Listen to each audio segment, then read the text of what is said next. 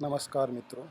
आज हम भारत शासन अधिनियम 1935 के अंतर्गत what was the structure and composition of judiciary and the judicature, न्यायपालिका का क्या स्वरूप था, संरचना क्या थी, उसके पावर्स क्या थे, न्यायाधीशों की नियुक्ति की योग्यताएं क्या थी, उनको हटाया कैसे जा सकता था, हाई कोर्ट्स के बारे में और फेडरल कोर्ट्स के बारे में अध्ययन करेंगे। जैसा कि आप सबको पता है, ब्रिटिश भारत सरकार 1935 British India, government of British India इसके कहा जाता है।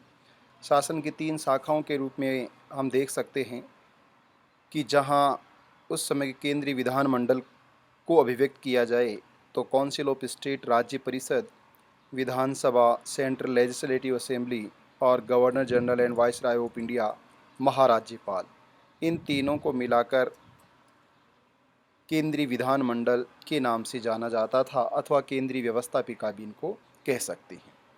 तो जैसे लोकसभा है, आज राज्यसभा है और भारत का राष्ट्रपति, तीनों को सामूहिक रूप से संसद कहा जाता है। ठीक इसी तरह से उस समय इसे केंद्रीय विधानमंडल के नाम से, साम्राज्यवादी विधानमंडल के नाम से अथवा ब्रिटिश भारत की भारत सरकार की व्यवस्थापिका शाखा के नाम से जाना जाता था। दूसरी ब्रांच महाराज्यपाल और उसके एग्जीक्यूटिव काउंसिल और मंत्रिपरिषद। ये आपको ध्यान रखना है कि इस समय राष्ट्रपति प्लस प्रधानमंत्री और उसके मंत्रिपरिषद, इस टर्म का यूज किया जाता है। But that time governor general and viceroy of India and his executive council and councillors of governor general and his council of minister, जो मैंने पहले पूर्व व्याख्यान में व्यक्त किया कि इस गवर्नर जनरल की ही कार्यकारी परिषद हुआ करती थी, जिसमें अधिकतम सदस्य संख्या 3 निर्धारित कर दी गई है इस अधिनियम के तहत, तथा मंत्री परिषद भी गवर्नर जनरल की ही हुआ करती थी, क्योंकि गवर्नर जनरल ही उस मंत्री परिषद का आज आधुनिक स्वतंत्र भारत के प्रधानमंत्री के रूप में कार्य करता था। तो इतना आप समझ सकते हैं कि आज के प्रधानमंत्री और मंत्री परिषद में जो रिलेशनशिप हैं, ऐसी रिलेशनशिप उस समय गवर्नर जनरल और उसकी मंत्री परिषद में हुआ करती थी। उस समय मंत्री परिषद की संख्या 10 तक सीमित की गई है और कार्यकारी परिषद अथवा पार्षदों की संख्या 3 तक सीमित की गई थी। संघीय न्यायालय और उच्च न्यायालय, व्यवस्थापिका, कार्यपालिका और न्यायपालिका, मेजर ब्रांचेज ऑफ गवर्नमेंट, अथवा जिसको व्यवस्थापिका, कार्यपालिका और न्यायपालिका के स्वरूप में हम कह सकते हैं कि फ्रांसीसी पॉलिटिकल फिलोसोफर मॉन्टेस्क्यू ने जब सेपरेशन ऑफ पावर को डिज़ाइन किया कि व्यवस्थापिका कानून रूल मेकिंग की बात, जो एग्जीक्यूटिव कार्यपालिका जो रूल एप्लीकेशन का कार्य ब्रॉडर फंक्शन के रूप में, ब्रॉडर एस्पेक्ट में हम देखें, और जुडिशरी जो जुडिशियल मैटर्स के संदर्भ में कार्य करती है, तो व्यवस्थापिका, कार्यपालिका और न्यायपालिका, इन तीनों को सामूहिक रूप से सरकार के नाम से जाना जाता है और ये उस समय की ब्रिटिश भारत की सरकार के नाम से इसको जाना जा सकता है।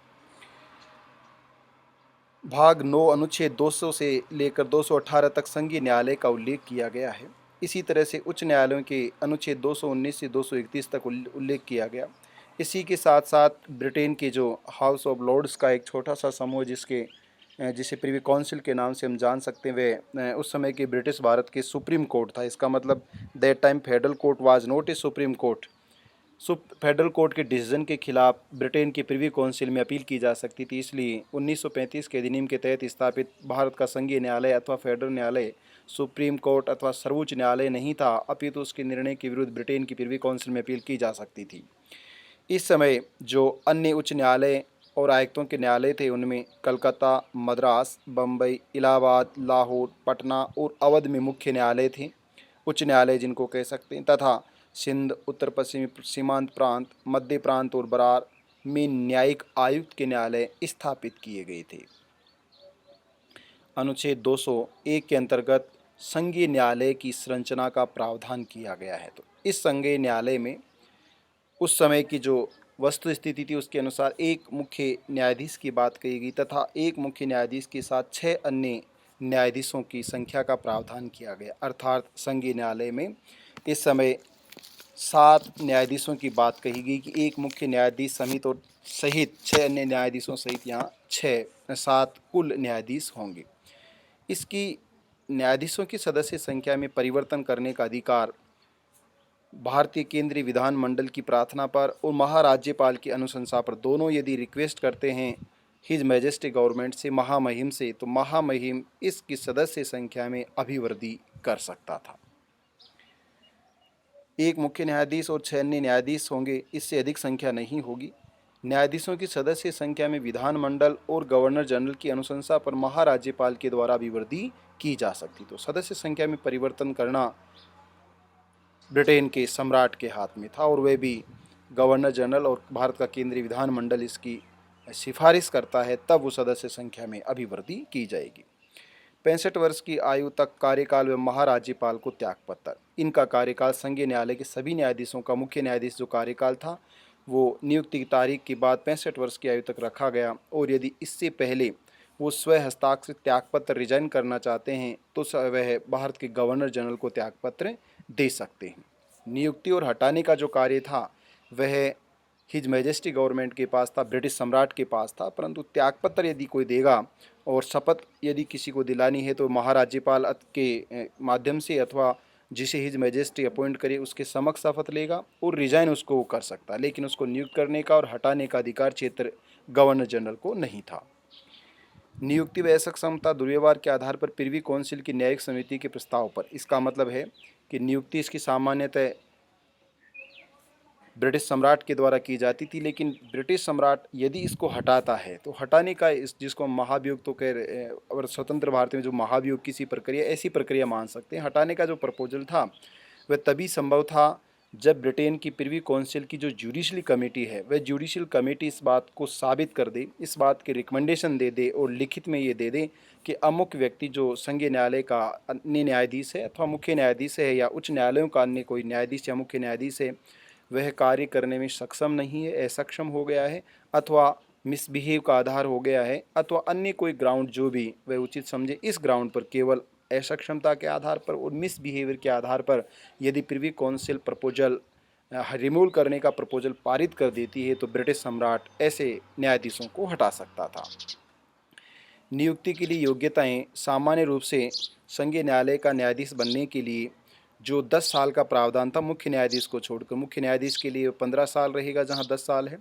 10 साल तक उसने ब्रिटिश भारत के न्यायालयों में न्यायाधीश के रूप में कार्य किया हो अथवा वह 10 साल तक उसने नॉर्दर्न आयरलैंड, उत्तरी आयरलैंड में अथवा स्कॉटलैंड में अथवा ब्रिटिश जो साम्राज्य है उस ब्रिटिश साम्राज्य में कहीं पर ऐसा कार्य किया हो 10 साल तक, तो वो ऐसा कर सकता है। इसके अलावा 10 वर्ष तक वह विधि संकाय का यदि सदस्य रहा हुआ हो तो उसको भी संघीय न्यायालय के न्यायाधीश के रूप में अपॉइंट किया जा सकेगा। अभिलेख न्यायालय कोड ऑफ रिकॉर्ड होगा, जो आज भी भारत का सर्वोच्च न्यायालय कोर्ट ऑफ रिकॉर्ड जुडिशरी होता है, इसको अभिलेख न्यायालय कहा गया है, जहां जिसके निर्णय लिखित में दर्ज किए जाते हैं और आगे साक्ष्य के रूप में उनको प्रस्तुत किया जा सकता है। इसलिए that time federal court was a court of record. उस समय 1935 का जो न्यायालय था वह भी अभिलेख न्यायालय था। कार्यवाहक न्यायाधीश, अन्य न्यायाधीशों की नियुक्ति सामान्य रूप से ब्रिटिश सम्राट करेगा, परंतु एक्टिंग जो होंगे उन ऐसे व्यक्तियों की कार्यवाही मुख्य न्यायाधीश जो होगा या अन्य कार्यवाहक न्यायाधीश जब संघीय न्यायालय में कार्यवाही जारी करने के लिए रखने के लिए अगर ऐसे एक्टिंग जजेज की अपॉइंटमेंट करना हो तो भी वह अपॉइंटमेंट ब्रिटिश सम्राट ही करेगा, ये आपको ध्यान रखना। उच्च न्यायालयों में जरूर वह गवर्नर जनरल कर सकता था, लेकिन यहाँ पर अतिरिक्त न्यायालयों के न्यायाधीशों का प्रावधान नहीं किया गया। एक्टिंग जजेज की बात कही गई, तो कार्यवाहक मुख्य न्यायाधीश भी अथवा न्यायाधीश भी ब्रिटिश सम्राट द्वारा ही नियुक्त किए जाते थे। आरंभिक अधिकारिता विधि का सारवार प्रश्न, सामान्यतः प्रांतों, देशी रियासतों, राजाओं के जो विवाद होंगे वो विवाद संघीय न्यायालय में सुने जाएंगे, और यदि विधि का कोई महत्वपूर्ण प्रश्न है और गवर्नर जनरल कोई राय मांगता है तो इस संबंधी विधि संबंधी परामर्श गवर्नर जनरल को संघीय न्यायालय के द्वारा दिया जाएगा। तो ये था संघीय न्यायालय। प्रांतों में, ब्रिटिश प्रांतों में अनेक स्थानों पर उच्च न्यायालयों की प्रावधान किया गया। इसके साथ साथ आयुक्त न्यायालय भी हुआ करते थे। उच्च न्यायालय से परिषद महामहिम के निर्णय के अनुसार, इसका मतलब है कि न्यायालयों की संख्या जो हाईकोर्ट्स की संख्या होगी ब्रिटिश इंडिया में, वह संख्या कोई नया न्यायालय बनाना या क्लब्स करना या शामिल करना या एक से ज़्यादा राज्यों के अधिकारिता क्षेत्र देना, ये सब महामहिम की से परिषद सहित अर्थात उसकी जो ब्रिटिश सम्राट है और उसकी काउंसिल के माध्यम से जो भी निर्णय होगा वे दोनों मिलकर जो निर्णय करेंगे, अथवा एक सामूहिक रूप से हम कह सकते हैं कि वैसे परिषद महामहिम के द्वारा इनकी संख्या और इनकी स्थानों का निर्धारण किया जाएगा। एक मुख्य न्यायाधीश व महामहिम द्वारा समय समय पर निर्धारित अन्य न्यायाधीश होंगे। उच्च न्यायालयों के लिए प्रावधान किया गया, एक मुख्य न्यायाधीश और अन्य न्यायाधीश होंगे जिनकी संख्या ब्रिटिश सम्राट तय करता है। कार्यकारी व अतिरिक्त न्यायाधीश महाराज्यपाल नियुक्त करेगा, लेकिन यहाँ संघीय न्यायालय में नहीं, उच्च न्यायालयों में एक्टिंग जो जजेज होंगे और जो अतिरिक्त एडिशनल जजेज होंगे, they will be appointed by the governor general of India. वो भारत के महाराज्यपाल अथवा गवर्नर जनरल के द्वारा नियुक्त किए जाएंगे। 60 वर्ष तक कार्यकाल व राज्यपाल को त्यागपत्र। जहां संघीय न्यायालय में 65 वर्ष का कार्यकाल रखा गया, यहाँ 60 वर्ष का कार्यकाल रखा गया। इसी के साथ जहां वो त्यागपत्र गवर्नर जनरल को दे सकते थे, तो प्रांतों में वो इन हाईकोर्ट्स में, जो हाईकोर्ट्स बनाए गए हैं, उन हाईकोर्ट्स में, उच्च न्यायालयों में भी त्यागपत्र संबंधित स्टेट के गवर्नर को दे सकते थे, जो भी संबंधित अधिकारिता क्षेत्र में शामिल है। नियुक्ति व हटाने की प्रक्रिया संघीय न्यायालय के न्यायाधीशों के समान होगी। इनको हटाने का जो प्रपोजल होगा, एज वेल एज संघीय न्यायालय प्रिवी काउंसिल की न्यायिक समिति रिकमेंडेशन देती है on behalf ground of misbehaviour और इनकैपेबिलिटी ऑफ जस्टिस। जज जो न्यायाधीश है, उसकी अगर शारीरिक अक्षमता और दुर्व्यवहार का ग्राउंड मानकर अगर वह रिकमेंडेशन करती है, तो ब्रिटिश सम्राट के द्वारा इनको पदमुक्त किया जाएगा। नियुक्ति के लिए योग्यताएं, सेवा शर्तें और अभिलेख न्यायालय। नियुक्ति के लिए वैसी योग्यताएं रखी गई जैसे संघीय न्यायालय की रखेगी। उनके लिए यहाँ पर जो समय था वो 10 वर्ष के स्थान पर 5 वर्ष कर दिया गया है।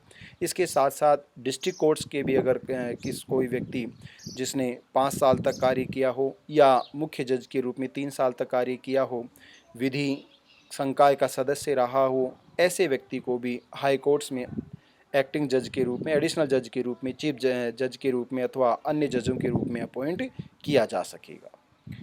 अभिलेख न्यायालय जैसे संघीय न्यायालय कोड ऑफ रिकॉर्ड कोर्ट होते थे, उसी तरह से हाई कोर्ट्स भी अभिलेख न्यायालय होंगे। उनके निर्णय को भी दर्ज किया जा सकेगा, पंजीकृत किया जा सकेगा। तो ये था ब्रिटिश भारत में 1935 के अधिनियम के तहत उच्च न्यायालयों और संघीय न्यायालय का स्वरूप, जो बड़ा संक्षिप्त स्वरूप में आपके सामने मैंने प्रस्तुत किया है।